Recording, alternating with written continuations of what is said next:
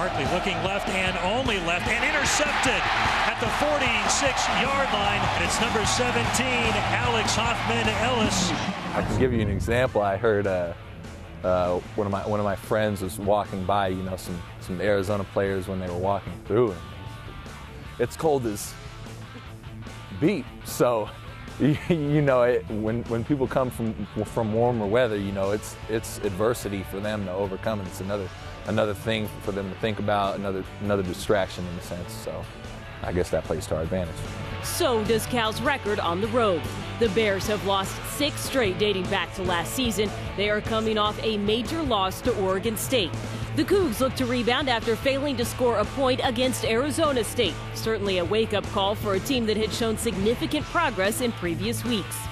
The Cougars' ground game sputtered to a near halt last week, just 8 rushing yards against ASU. The Cougs need better effort on the ground to take the pressure off Jeff Toole and the receiving corps, which means right now the pressure's on the offensive line to step up. I'm not patient. You know, it's a bottom line business. The business is the win. You know, and you have to be productive, you know, on the offensive line to be able to do that. And you know, I'm not a big guy. We can do anything you want to with statistics. You know, it's like the political polls these times of the year. You know, I'm up 3, I'm down 3, up to double digits, all that stuff. All it is an indicator of what needs to be done. Cal quarterback Kevin Riley will miss the game with a knee injury. That means inexperienced backup Brock Mansion will start and try to end Cal's road woes. Mansion was adequate as a backup last week. Keep an eye on freshman receiver Keenan Allen. He racked up 171 all-purpose yards last week. The second straight week he's put up solid numbers. Tailback Shane Vereen ranks among the top rushers in the conference, averaging about 96 yards a game. As much as Cal is concerned with their offense, it's their defense that falls apart on the road. Take a look at the numbers. In 4 home games this year, Cal has outscored opponents 189-34. But on the road, the Bears have been outscored 145-61. 3 of those opponents have scored 35 points or more. The Cougs have had trouble putting points on the board early, but that could change this week. Cal has allowed 97 first-half points on the road. There's no question the Cougars are disappointed by the outcome of Saturday's game, but it's worth noting WSU is the only team in the Pac-10 that hasn't had a bye and faced a ranked opponent for 3 straight weeks heading into the game against ASU. More than that, the Cougs have held their own, losing by just a combined 37 points to Oregon, Arizona, and Stanford. It tells me the next step is to get a win. It also tells me that the youth is maturing at a pretty fast rate. You know, we're still in the season, we're making good progress. We just need to put together, all 3 phases. One of the bright spots for the Cougars continues to be true freshman receiver Marquise Wilson. He caught another 5 passes against ASU for a total of 89 yards. Most of that yardage came on a single 47-yard play. Didn't take long for Wilson and Toole to establish a tremendous rapport this season. I'm surprised with his confidence, I guess, just as a true freshman and his abilities. Obviously, that's something I knew he had going in. I knew he was going to be able to make plays, but the way he does it with the swagger and the confidence and how he carries the football and he knows he's going to score is something that kind of surprised me, but I love it. I love it. Wilson has reason to show off the swagger. He's established a new WSU freshman mark with 100 receiving yards in 5 games this season, including a game-high 150 yards, also setting a freshman school record. And remember, Wilson is just a teenager who will continue to add size and strength to his slender 6'3", 170-pound frame. I knew he had physical talent, but I didn't know that he'd be able to handle going into each game week after week and continue to progress like he has.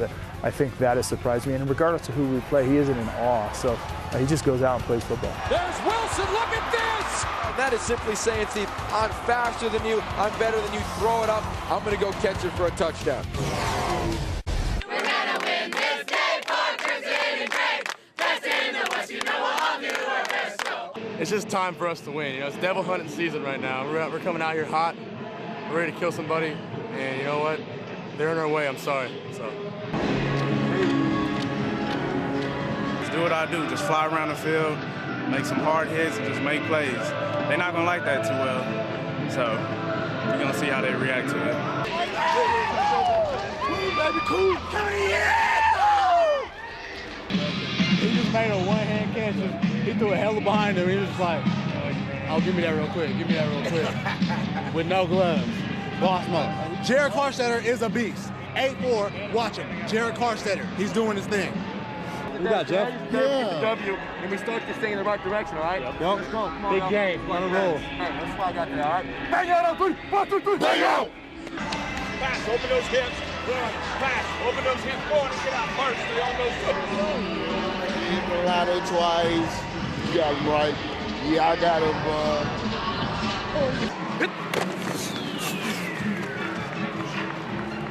Tonight is the night. Tonight is the night. Come on. Oh yeah, it feels good, you know, making the bicep shine a little bit, but besides that, it's nothing. It's not too hot. If it was 110, you know, it might be a different story, but it's not. Cougs came to play today.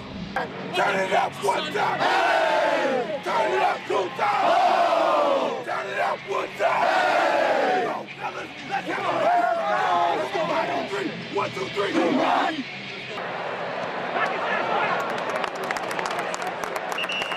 Lewis, the ball carrier. Thought my quarterback was done. You hit him? Good.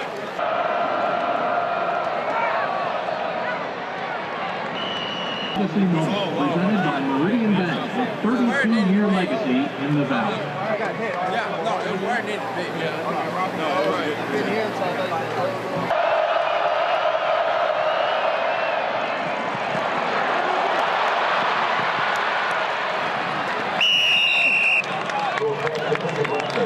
You've done just as I've asked you to do. I'm asking you to change. I'm making an adjustment. Lewis carries. Does that make sense?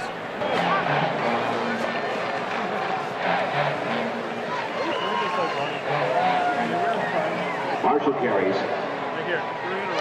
Listen, play field. We got to get back to that A-gap. Let's go.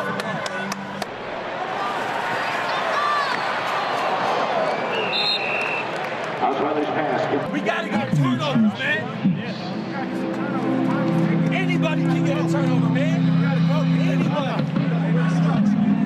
Get that ball out. Get that ball out.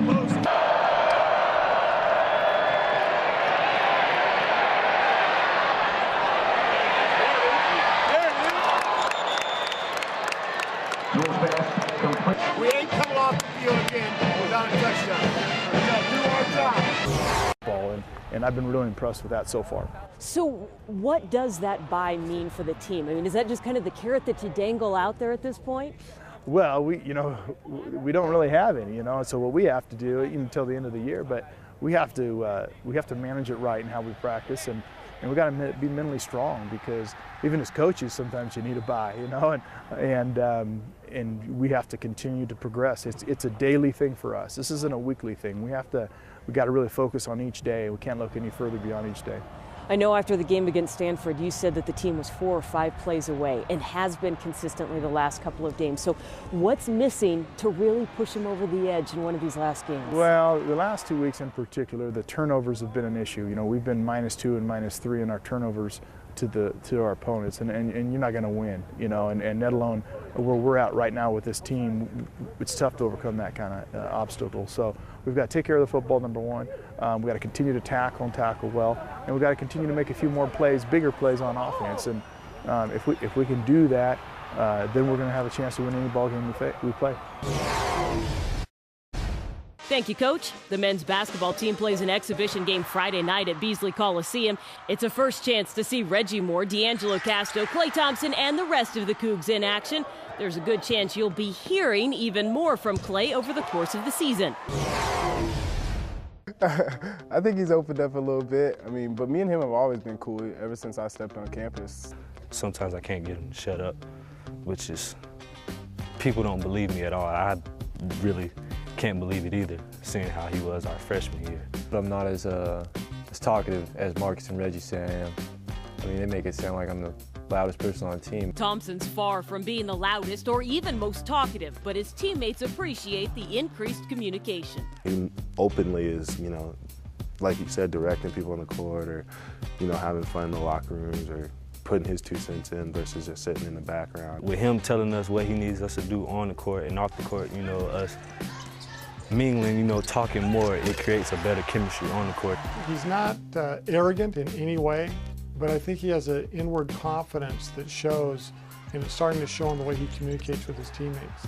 Last season, he averaged just under 20 points a game and led the Cougs in points, minutes per game, and three-pointers made. He expects improvement across the board. I worked on a lot of aspects of my game, but I would say I worked on the most is getting to the basket and just my overall quickness and strength. The improved communication, that's just a bonus. He has great respect from all the guys on the team, coaching staff, the fans. He's the guy that's going to be the voice of our program.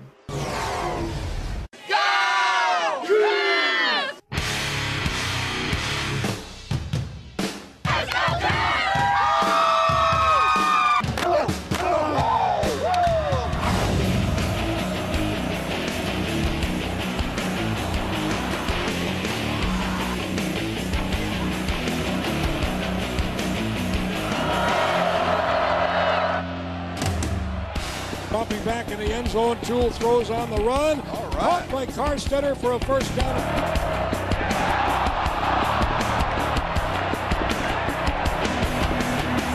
There's the fake. Toole steps up in the pocket, throws right side, man open, another catch. Toole gonna flush and run to the right-hand side, steps up, throws the long ball down the middle, has a man out in the open. That ball is caught. Unbelievable. Nice snap over the quarterback's head. He ran back, caught it in the air, running to the right side, now being pursued.